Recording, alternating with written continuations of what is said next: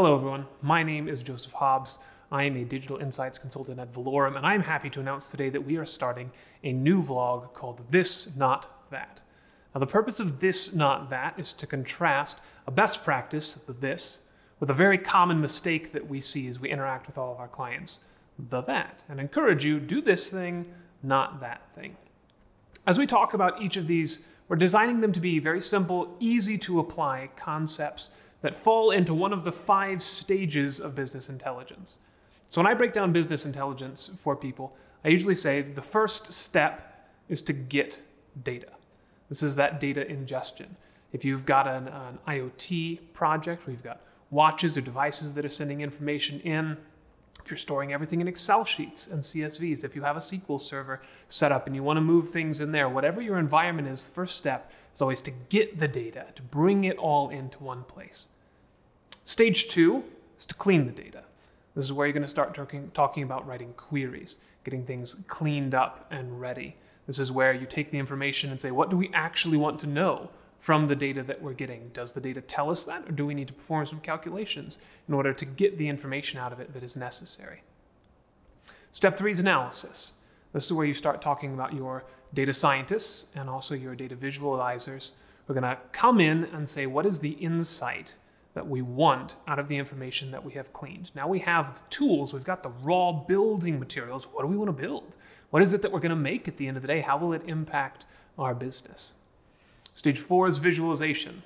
When you visualize, we do that because our brains are very adept at seeing things, but only mediocre at reading things. So visualizing, using modern tools like Power BI, enables you to come in and take what would be a convoluted mess of numbers and pieces of information and text and bring it up in a visual way so you can clearly say, that's the outlier, right? That was the year. What did we do that was so great that year?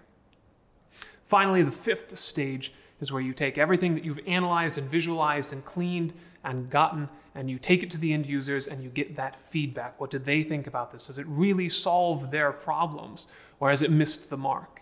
This is also where you're going to do your training. You're going to be making tutorial videos, doing one-on-one sessions with people, making sure that they understand and adopt and use the tools that you've made. Each of our best practices will fit into one of these 5 categories. Some of them will be tool specific. Some will be about SQL or about Tableau. Others will be generic things where we talk about Gestalt design principles, right, which have a broad range of applications. For our very first episode today, we are going to be talking about one of the more common requests that I have seen.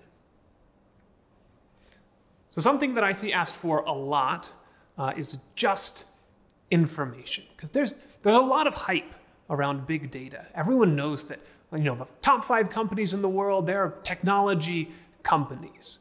Google and Microsoft, these are people, Facebook, these are people who are harvesting data and turning it into gold, more or less.